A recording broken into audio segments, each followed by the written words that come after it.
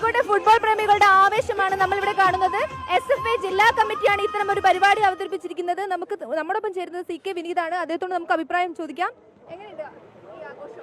നല്ലതല്ലേ? World cup വരുമ്പോൾ എല്ലാവരും ഒത്തൊരുമിച്ച് നോക്കാം. എല്ലാ ഫാൻസും ഉണ്ട്. അർജന്റീനയുണ്ട്, ബ്രസീലുണ്ട്, പോർച്ചുഗലുണ്ട്, അങ്ങനെ തുടങ്ങി എല്ലാവരും ഉണ്ട്. സന്തോഷം.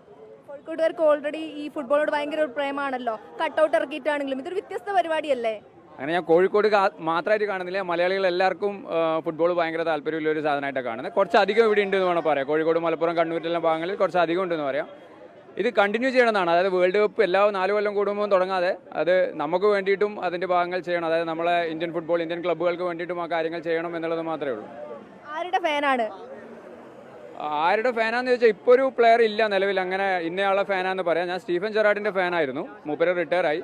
പക്ഷേ ചെറുപ്പം തൊട്ട് ബ്രസീലിൻ്റെ ആരാധകനാണ്. അതായത് നമ്പർ 9 റൊണാൾഡോ ഇല്ല സമയം തൊട്ട് ബ്രസീലിൻ്റെ ആരാധകനാണ്. സോ ബ്രസീലിനെ തന്നെയാണ് ഇപ്പോഴും സപ്പോർട്ട് ചെയ്യുന്നത്. ഇത്തവണ ആര് ജയിക്കുമെന്നുള്ളൊരു പ്രതീക്ഷ ഇല്ല, ഞാൻ ആഗ്രഹം ബ്രസീൽ ജയിക്കണമെന്നാണ്. പ്രതീക്ഷകളില്ല സത്യം പറഞ്ഞാൽ. കാരണം എല്ലാ ടീമിൻ്റെ മാച്ചും ഞാൻ എൻജോയ് ചെയ്യാറുണ്ട്. കഴിഞ്ഞ പ്രാവശ്യം അർജന്റീന ജയിക്കണമെന്നായിരുന്നു. മെസ്സിക്ക് വേണ്ടി അർജന്റീന ജയിക്കണമെന്ന്. ഇപ്രാവശ്യം പോർച്ചുഗൽ ജയിച്ചാലും സന്തോഷമാണ്. പക്ഷേ എൻ്റെ ടീം എന്നുള്ള രീതിയിൽ ബ്രസീലിനാണ് ഞാൻ കാണുന്നത്. പരിപാടി സംഘടിപ്പിക്കുന്ന SFAയുടെ സംസ്ഥാന നേതാവാണ് നമ്മോടൊപ്പം ചേരുന്നത്. അദ്ദേഹത്തോട് നമുക്ക് ചോദിക്കാം. ഉഷാറല്ലേ? ലോകകപ്പിൻ്റെ ആരവം നമ്മളെല്ലാവരും ഒരുമിച്ച് ആരംഭിക്കുകയാണ്. ഇപ്പോൾ പ്രത്യേകിച്ച് കേരളത്തിലൊക്കെ നമുക്ക് ഫുട്ബോൾ എന്ന് പറഞ്ഞാൽ ജീവനാണ്. കാൽപന്ത് കളിയുടെ പുറകെ നമ്മളെല്ലാവരും ഓടാറുണ്ട്. അതുപോലെ വൻ ആവേശമാണ്.